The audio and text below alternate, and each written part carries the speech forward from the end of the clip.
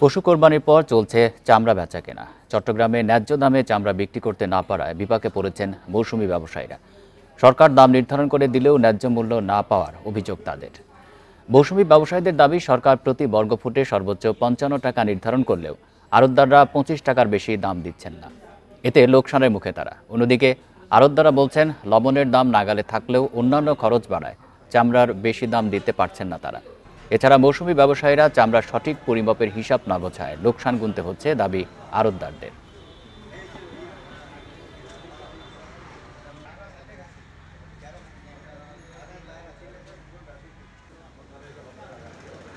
ট্যানারের মালিকেরা আমাদের কাছ থেকে চামড়া কিনে নিবে ফুট হিসাবে, মানে এই চামড়াটা অ্যাভারেজে কত ফুট হয় এই হিসেবে। ওরা ওই ফুটটা না বুঝার কারণে আর চামড়ার দাম মনে করতেছে বেশি হবে, বেশি বলতে রাখি দেওয়ার কারণে লাস্টে ওটার কম বিক্রি হতো, ওইখানে লোকসান খায়। এখন জন্ম সনদ দিয়ে খোলো বিকাশ স্টুডেন্ট অ্যাকাউন্ট, নিজের বিকাশ নিজে কর। এদিকে ঈদের দিনে সাভার চামড়া শিল্পনগরীর বিভিন্ন ট্যানারিতে কাঁচা চামড়া আসতে শুরু করেছে। দুপুরের পর থেকে রাজধানী ও আশপাশের এলাকা থেকে এসব চামড়া নিয়ে আসা হয় ট্যানারিগুলোতে। আরও জানাতে সাভার থেকে যুক্ত হচ্ছেন সহকর্মী রুবেল আহমেদ। রুবেল, কি পরিমাণ চামড়া এ পর্যন্ত সেখানে নিয়ে যাওয়া হয়েছে, আর কারা মূলত এই চামড়াগুলো নিয়ে যাচ্ছেন সেখানে?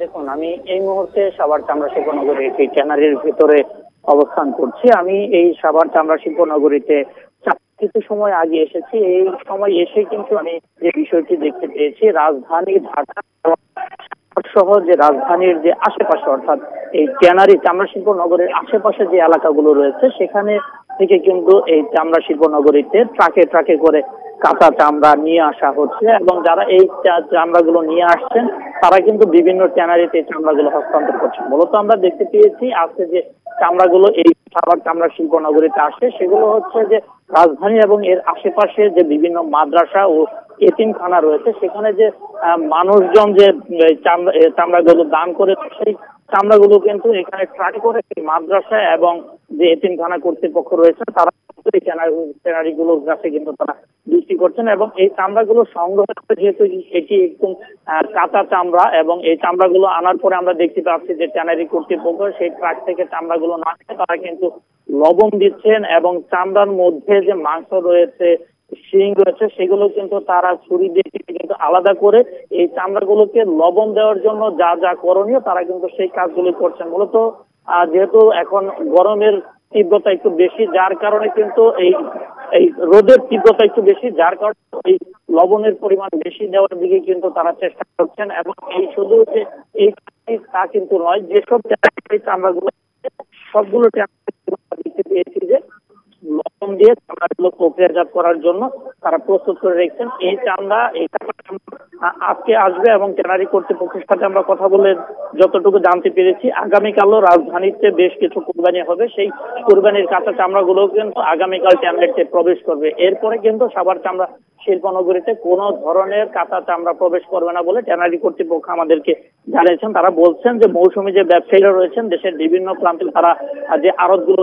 সেই আড়তগুলোতে তারা চামড়াগুলো বিক্রি করবেন, এবং আড়তদাররা সেই কাঁচা চামড়া করে লবণজাত করে রেখে দিবেন। এবং আজ থেকে প্রায় 10 দিন পরে এই চামড়াগুলো যখন লবণজাত করার পরে অনেকটা শুকিয়ে যাবে, এরপরে কিন্তু দেশের বিভিন্ন প্রান্তের যে চামড়ার হাট রয়েছে, যে আড়তগুলো রয়েছে, সেখান থেকে কিন্তু এই চামড়াগুলো ট্যানারি কর্তৃপক্ষ সংগ্রহ করবেন। যে দেশের যে ময়মনসিংহের যে চামড়ার হাট রয়েছে সেখানে কিন্তু ট্যানারির পক্ষ থেকে লোক যাবে, সেখানে সেই হাট থেকে তারা চামড়া কিনে এরপরে কিন্তু সাভার চামড়া শিল্পনগরীতে তারা এই চামড়াগুলো এনে কিন্তু যে প্রক্রিয়াজাতের যে বাকি যে কাজগুলো রয়েছে সেগুলো বিব্রত হচ্ছে। যে সাভার চামড়া শিল্পনগরীতে কাঁচা চামড়া প্রবেশ আজকে দুপুরের পর থেকে আমরা দেখতে পেয়েছি। এই চামড়া আজ রাত থেকে শুরু করে আগামীকাল দুপুর বিকাল পর্যন্ত কাঁচা চামড়া ঢুকবে বলে ট্যানারি কর্তৃপক্ষ বলছেন। তারা বলছেন মূলত রাজধানী এবং সাভার কেরানীগঞ্জ, অর্থাৎ এই সাভার চামড়া শিল্পনগরের আশপাশের এলাকায়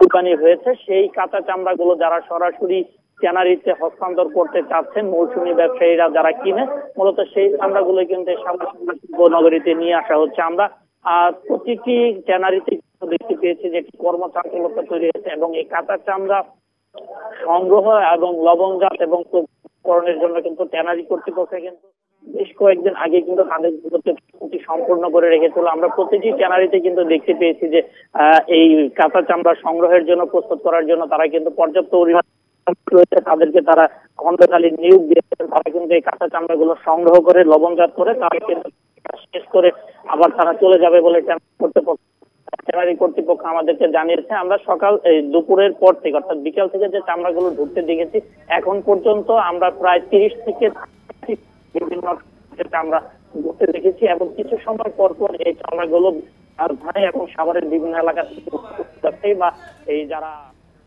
সাভার থেকে জানাচ্ছেন সহকর্মী রুবেল আহমেদ।